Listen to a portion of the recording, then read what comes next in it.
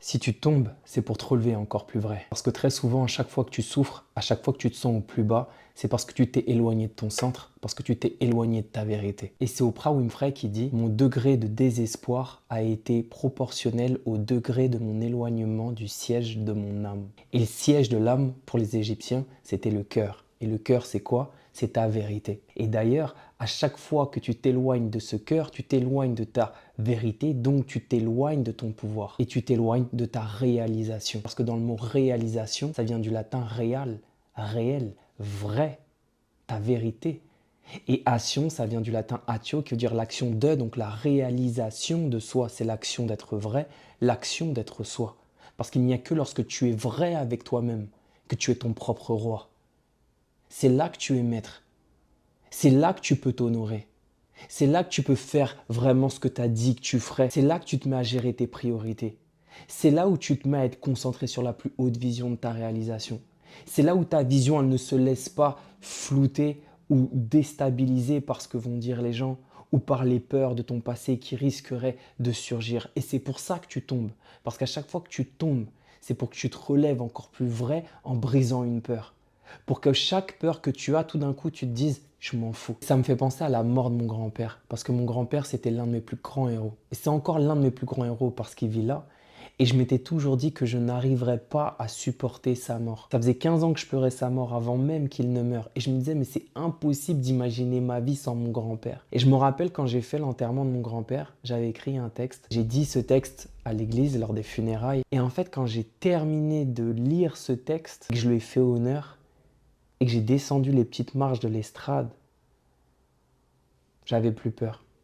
Je me suis senti surpuissant. Et quand je suis revenu de Sicile, je suis revenu des funérailles, il y a même une grande amie qui m'a dit: hey, t'as changé.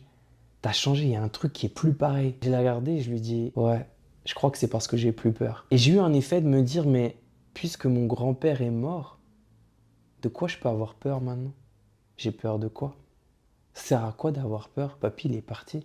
À quel moment je vais avoir peur? Et c'est comme si le fait de m'être enlevé un poids de plein de peurs que j'avais avec la mort de mon grand-père, des peurs qui n'étaient pas forcément liées à mon grand-père, mais simplement parce que cette douleur, elle était tellement forte que je me dis, mais il est tellement important mon grand-père pour moi, que le reste, ça vaut quoi? Et en fait, c'est comme si tout d'un coup, le fait de balayer ces peurs, je me suis rapproché instantanément de ma vérité et ma vie, elle a changé après. Comme quand je suis tombé sur la nuque et que je bougeais plus mes bras, que je bougeais plus mes mains, que je ressentais plus rien et que j'ai eu 8 mois de convalescence.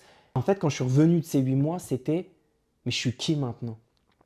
Qu'est-ce que j'aime faire? Je veux être entrepreneur, je veux jouer avec les mots, je veux comprendre le comportement humain, je veux travailler la psychologie, la PNL, je veux aider des gens, je veux créer des séminaires. Et en fait, tout d'un coup, toutes ces idées qui étaient enfouies, elles se sont réalisées parce qu'elles émanaient de ma vérité, mais parce que je suis tombé. Et à chaque fois que je me suis relevé un peu plus vrai, comme toi. Si tu regardes bien, à chaque fois que tu te relèves un peu plus vrai.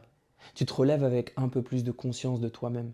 Tu te relèves avec un peu plus de présence et d'alignement. Tu te relèves en te disant que cette fois-ci, tu comptes plus. Tu te valorises plus. Et tu vas mettre en place un nouvel ordre, des nouvelles priorités, une nouvelle organisation qui vraiment honore qui tu es. Et elle est là la clé. Et donc je vais te poser 3 questions. Je t'invite justement à te poser, à réfléchir dessus, à écrire pour te rapprocher de ta vérité. Si jamais tu es dans une épreuve de vie, si jamais tu es frustré, si jamais tu as une déception, si jamais il y a quelque chose qui te fait mal ou si jamais tu es en pleine crise, ces questions, elles vont te servir à tout moment dans ta vie. Et la première question, c'est déjà d'identifier: à quel moment me suis-je éloigné de ma vérité? À quel moment me suis-je menti? À quel moment me suis-je éloigné de la voix de mon âme? À quel moment me suis-je éloigné de mon centre? C'est la même question. Tu prends celle que tu veux, tu peux répondre aux 3, mais c'est la même question. La deuxième question, c'est: en quoi ce qui m'arrive là me rapproche de ma vérité?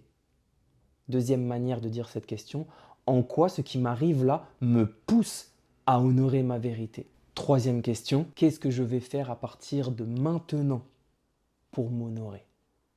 Quel est le tout premier petit pas et le prochain petit pas et le prochain petit pas que je vais faire pour m'honorer?